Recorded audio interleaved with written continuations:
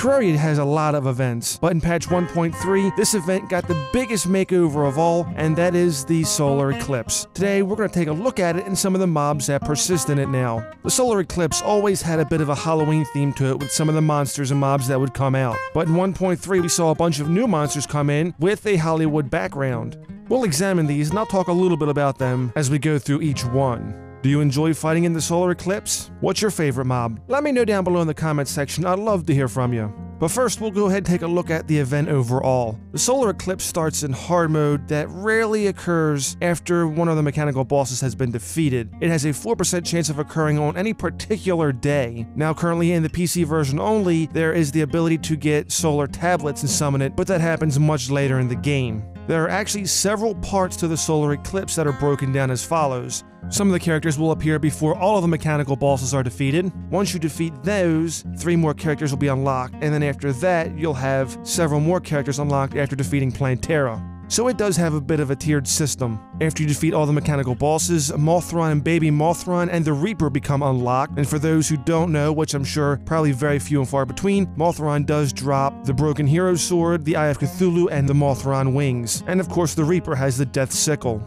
After Plantera has been defeated, then we see the Butcher, Deadly Spheres, Dr. Manfly, Nailhead, and the Psycho become unlocked. And that's where you can pick up some pretty high quality weapons for endgame. But a lot of these characters are very iconic. Now what's kind of interesting is that Izor and Reaper are 2 of the mobs that are very unique to the solar eclipse because they're not classic horror movie characters, so they bring something a little bit different to the table. But I'm sure we've all seen Frankenstein, the big lumbering beast that actually has the doctor's name more so than anything else. This was a reference to the namesake in the 1931 film. If anything, it's really Frankenstein's monster, but either way, in 1.3, this monster saw a nice little buff, getting more damage and hit points in the process. But with 1.3, he no longer drops the Broken Hero Sword. Frankenstein really is a monster that is strongly associated with Halloween. Swamp Thing is another monster with some movie references. This one actually goes back to the 1982 classic horror film, and he's a little bit different from the Frankenstein monster because actually he saw a little bit of a reduction in damage and defense while getting a little bit more health. It's also be noted that the Broken Hero Sword no longer drops from Swamp Thing as well, and like Frankenstein, Swamp Thing is one of the base monsters you get once the solar eclipse becomes possible to start. This was actually pretty neat, but one thing that should be noted was before 1.3, these things could actually open doors. After 1.3, they no longer can do so, which is really good. I never saw the actual 1982 movie, so I can't say too much about it other than the character looks pretty cool, and that it is a staple of the solar eclipse. Another staple of Halloween is the vampire. Now this one can be very annoying because not only does it have a good chunk of health, but it actually transforms into a bat as well and follows the players around, becoming a real nuisance. The vampire is an original reference to the 1931 film Dracula, but ever since we've had so many different vampire films, to me personally it feels like they all just kind of go together. But this is more of a nod to the original. One thing that be said is that with the very low light in the solar eclipse, this can be very hard to see the bat form overall. So the vampire does have a higher tendency to sneak up on players because of the darkness. And with patch 1.3, he did see an overall buff with health, defense in bat form, and of course his humanoid defense as well. It does drop the broken bat wing if you need a pair of wings, and it should be noted the moonstone is something very valuable it drops, which can be helped in crafting the celestial shell. So while I don't particularly care much for this mob because of its annoyance, the moonstone is very important. The other thing that makes this mob very annoying too is the bleeding debuff that it can apply.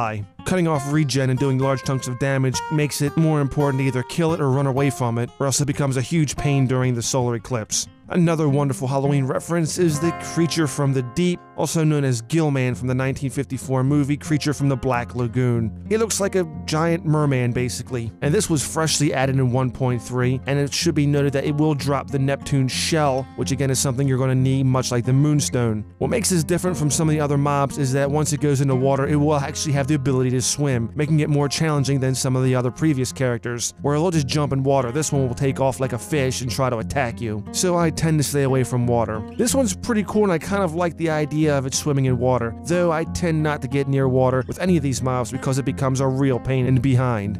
Going back to the 1931 film Frankenstein, we see Fritz. Fritz is an interesting little character with a humpback that actually doesn't do too much damage, but it does jump around a lot and can get in the way. This little bugger does move quick, so be very careful. And yes, Fritz is the actual name in the character of the 1931 film Frankenstein. I love the little hunchback it has, though again, it is kind of annoying. There should also be said that there's another skin of it, a green skin, that's currently in the game files but isn't implemented, so I don't know what this means. Maybe they had intended to give out another variety of it, but who knows. It's one of the great mysteries of Terraria. Next up, we have the Possessed, which is a reference to the 1973 The Exorcist, which is very creepy. I love that they added this mob to the event, but again, the movie itself is something that you may enjoy. Younger audiences may not be fitted for it, but it is an all-time classic that I would recommend you watch. In the game, the Possessed moves very quickly and actually has the ability to climb on walls, making it go faster. Also, it should be noted that knockback doesn't have much of an effect on this, kind of like how other wall climbers have that trait too.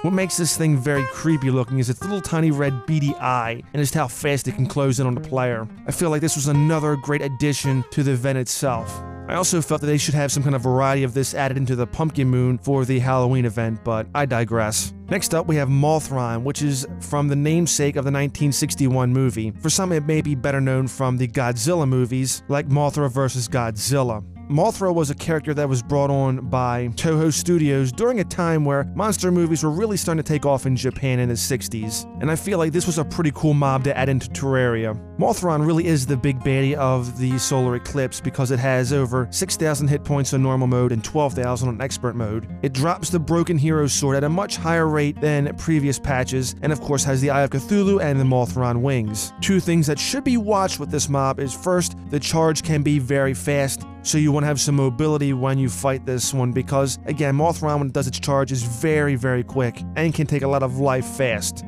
Also, it does have the tendency to shoot eggs, the Mothron eggs, and if they're not taken care of, you will have baby Mothrons on the field, making things a little bit more difficult. Now, they only have roughly 700 hit points on normal and 1400 on expert, but still, with enough of these, they can crowd out your screen and cause mayhem. Next up, we have the Butcher, and the Butcher is a reference from Leatherface from the 1974 movie, The Texas Chainsaw Massacre. And now we're getting to a group of characters which I think are really cool because I like some of their homages. With the Butcherer, you can get the Butcherer's Chainsaw, which is a really awesome weapon/axe that has a lot of attack power to it. I would also recommend not fighting the Butcher around your house or any house in general because this thing can open a door very quickly. Being that this is more of a late Solar Eclipse mob, it's also going to do a ton of damage as well. Once you kill it, it actually makes an interesting sound, much like that of a pigron or a Medusa, even though the pig head is more of a mask. Either way, keep an eye open because this thing can close pretty fast. Next up, we have the Deadly Spheres, and these are a reference to the 1979 film Phantasm. This was a very gory movie just because of what the spheres were capable of. I remember watching it for the first time and being really creeped out. In the game though, these things are very annoying because, like the vampire's bat form, they can be kind of hard to see sometimes against a dark backdrop. The spheres can move through walls to get close to the player, but they can't actually charge through them to attack the player, which kind of makes that very interesting. It should be also noted that they have one of the higher defense ratings of all the mobs in the Solar Eclipse. Even in the game, as a matter of fact, with a high defense of 80. If you have any homing weapons, they are great to use on these things, and they tend to come out at the worst possible time.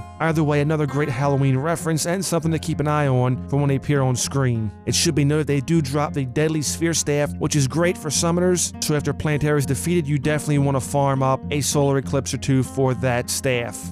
Next up, we have Dr. Manfly. Now, I really can't say much about this one because this is a reference to the 1958 film The Fly. Dr. Manfly doesn't fly around or anything like that. He just walks out and throws his toxic flasks at players, which can actually do a lot of damage as well. This is great for mage characters if you can get them. It's not a very particularly fast mob. It actually moves very slowly, but the arching potions can be a bit of a problem. One of the more stronger mobs, next we have Nailhead, and this one is a reference to the 1987 film Hellraiser. This series would actually go on to make a lot of different sequels, and I feel like the sequels weren't as great as the original first three, but that's just my opinion. Now, the original Hellraiser movie was quite dark and very creepy for its time. I remember seeing it and being spooked. Again, being the main villain was Nailhead.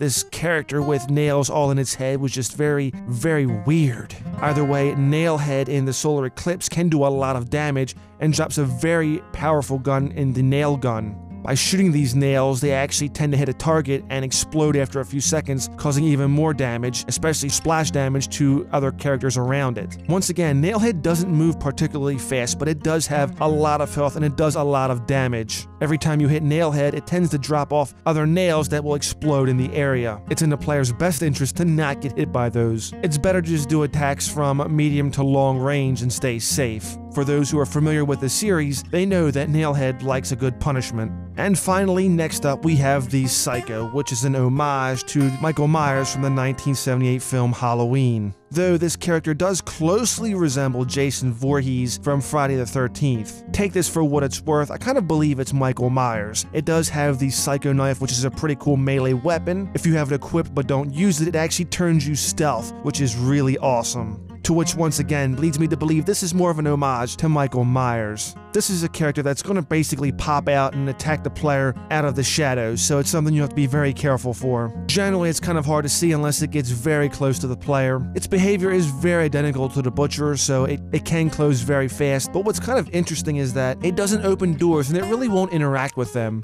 So it feels like this mob isn't as hard as it could have been. Either way, it's still pretty cool to see. Now, I really wish we could have seen a dedicated Jason Voorhees character, or even a Freddy Krueger character, and there's many more we can go on about, but it is what it is. I think the update for the Solar Eclipse was very awesome. I like how we got to see a lot of hacker and slasher villains come into the game. Who knows, maybe at some point down the road we could see some more diversity with different characters. Either way, that's going to do it. Thank you so much for watching. If you found this video entertaining, give it a like. Let me know what you think down below in the comments section. I'd love to hear from you as always. If you feel like there were details left out, please feel free to throw them down there as well. Be sure to check out some of our other videos we have on the channel. And for those celebrating Easter, I hope you have a happy Easter. And for those who aren't, well, I hope you have a wonderful day. Take care, and I'll see you again next time.